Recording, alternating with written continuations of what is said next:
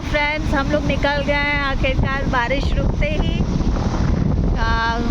Soup का सामान लेने के लिए। और देख सकते हैं बारिश वहाँ पे वक्त, और इतनी ठंडी हवा चल रही है, एकदम ठंडी ठंडी, ऐसे कूल कूल लग रहा है। ऐसा लग रहा है कि बिहार में ठंडी आ जाती है ना, वैसे ठंडा हो गया है वेदर एकदम। और इतनी बारिश हुई है कि क्या ही बताएं। सूरत की सड़कें अभी थोड़ी सूनी रहती हैं क्योंकि यहाँ की आबादी आधा से ज़्यादा निकल जाती है घूमने के लिए छुट्टियों में। यहाँ छुट्टियाँ रहती है अच्छी खासी। तो चलिए अब आप लोगों को लेके चलते हैं छठ के मार्केट में। सो फ्रेंड्स, देख सकते हैं सूरत के रोड पे, सड़कों पे पानी, इतना बारिश। ये तो सिर्फ खरना वाले दिन का बारिश हुआ है। उसके बाद सजियारक वाले दिन तो पूरी रात पहले दिन बरसा और पूरे दिन बरसा है। बहुत मुश्किल से हम लोग सजियारक वाले दिन अर्घ देने के लिए, मतलब 1-1.5 घंटा बारिश रुकी है। और हम लोग गए जाने के बाद फिर वापस बारिश स्टार्ट हो गई थी। और फिर हम लोग जो भी सामान चाहिए था, सारा सामान हम लोग को मिल गया। हम लोग सामान लेके पहुंच गए घर। तो फ्रेंड्स, अभी हम लोग तैयार होकर मैं निकल गई हूँ। सबसे पहले खरना का भोग लेंगे और दीदी के यहाँ आप लोगों को भी दर्शन कराएंगे और खरना का प्रसाद लेंगे। तो चलिए चलते हैं। भागा दौड़ी हो गई है, बारिश के कारण थोड़ा शेड्यूल गड़बड़ा गया है, नहीं तो अभी तक तो पहुँच चुके रहते। बारिश होने के कारण हम लोगों को लेट हो गया मार्केटिंग में, इसीलिए। तो चलिए मिलते हैं। जय छठी मैया। और फिर यहाँ हम लोग आ गए थे खरना का भोग देने के लिए। मेरी कज़न दीदी हैं, वो करती हैं, तो उन्हीं के घर गए थे हम लोग। यही दीदी हैं, करती हैं खरना वगैरह, तो इन्हीं के यहाँ जाते हैं हम लोग, धूप मारते हैं और प्रसाद लेके आते हैं।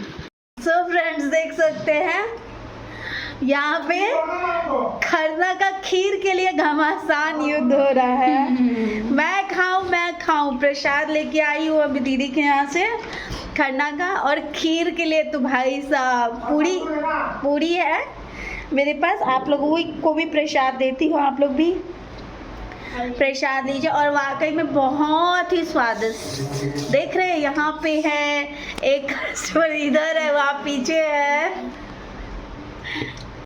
सो फ्रेंड्स, दूसरे दिन स्टार्ट हो गया हम लोगों का सजियारक वाले दिन। तो मैं नहा धो के सबसे पहला काम जो मैं की थी ना, कि जो भी अर्घ का जो बर्तन था ना, उसको साफ़ कर दिया अच्छे से, क्योंकि ये पीतल के होते हैं ना, रखे काले हो जाते हैं और दाग लग जाते हैं। तो सबसे पहले मैंने हमारा जो पूजा का स्क्रबर वगैरह था, पहले उससे रगड़ा। उसके बाद फिर मैं पीताम्बरी लेके, क्योंकि ऐसा साफ़ नहीं होता अच्छे से, तो पीताम्बरी ली और थोड़ा नींबू ली बाद में, और फिर उससे रगड़ा करके साफ़ की। और बहुत कोशिश की तो थोड़ा क्लीन हुआ अच्छा खासा।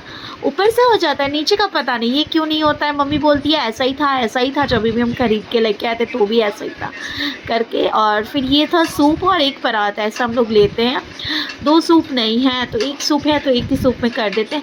और फिर शाम के टाइम में मैं बैठ गई थी यहाँ पे सूप को सजाने के लिए। तो सूप सजाने में सबका अपना अपना तरीका होता है, सब अपने अपने रिचुअल्स के अकॉर्डिंग करते हैं। मैं अपना तैयार हो गई थी, शाम को नहीं, दोपहर में 3-3:30 बजे करीब मुँह हाथ धो के, कपड़े वगैरह सब चेंज करके अच्छे से, क्योंकि ये बहुत शुद्धता का त्यौहार होता है। त्यौहार नहीं, पूजा होता है। उसके बाद सारा सामान इसमें लौंग, इलायची, सुपारी, पान के पत्ते, जो ठेकुआ बनाते हैं वो ठेकुआ रखते हैं। हम लोग ठेकुआ नहीं बनाते हैं, फल फूल से भरते हैं। तो फल फूल, गागर, नींबू, नारियल, गन्ना, हल्दी, कच्ची हल्दी जो आती है वो अक्खा वाली, ये हरवा होता है। हरा मूली बहुत ज़रूरी होता है।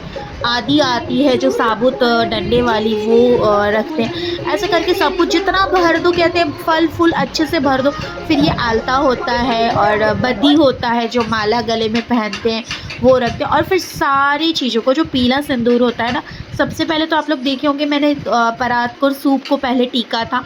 उसके बाद जितना सामान हम लोग अर्घ में रखते हैं, सूप में रखते हैं, वो सारे सामान को मैंने सिंदूर से टीका था। तो वो ज़रूरी होता है टीकना। और फिर देखिए ये कितना सुंदर सज गया। एक जोड़ा नारियल भी था हमारा, ये सारा सुंदर सज गया एकदम छठ माता का, कितना सुंदर। और मैंने तो सारा तैयारी कर लिया। सात्विक चला रखा था गीत छठ माई का, तो वो सुनते हुए तो और अच्छा लग रहा था, इसलिए मुझे वॉइस ओवर पूरा करना पड़ा है। उसके बाद पतिदेव आए और हम लोग निकल गए छठ घाट के लिए।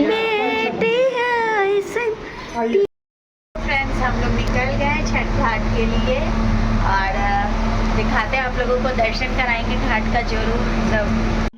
तो पहुंच गए थे हम लोग घाट, जो कि आर्टिफिशियल घाट बना हुआ था हमारे एरिया में, तो हम लोग वहीं गए थे क्योंकि वो भी बहुत दूर था और आज तो भाई बारिश हो रही थी। अभी तो सी वेदर ही ऐसा था कि इतना दूर पॉसिबल भी नहीं होता और सब बंद किया हुआ है क्योंकि पानी ओवरफ्लो रखा था। इतना सुंदर, मैंने जाते ही वो एक भाभी थी जिनसे मैं अर्घ दिलवाई, वो मुझे सिंदूर लगाई और ये ऑरेंज वाला सिंदूर लगाने के बाद तो चेहरा ऐसा निखर के आता है ना, क्या ही बताएं। फिर सूर्यास्त हो गए थे, हो रहे थे, तो सब अर्घ दे रहे थे, तो हम लोग अर्घ दिलवा लिए। उसका मैं कुछ भी शूट नहीं कर पाई क्योंकि हम लोग दोनों हस्बैंड वाइफ ही थे, तो कोई शूट करने वाला था ही नहीं, हम लोग अर्घ दिलवा रहे थे उनसे। तो फ्रेंड्स, इस छोटे से व्लॉग को यहीं पे एंड करती हूँ। आई होप आप लोगों को व्लॉग अच्छा लगा होगा तो लाइक कमेंट शेयर जरूर करिएगा। चैनल पे नए होंगे तो सब्सक्राइब कर दीजिएगा, हाइप के साथ भी सपोर्ट करेगा। Thank you. जय छठी मैया।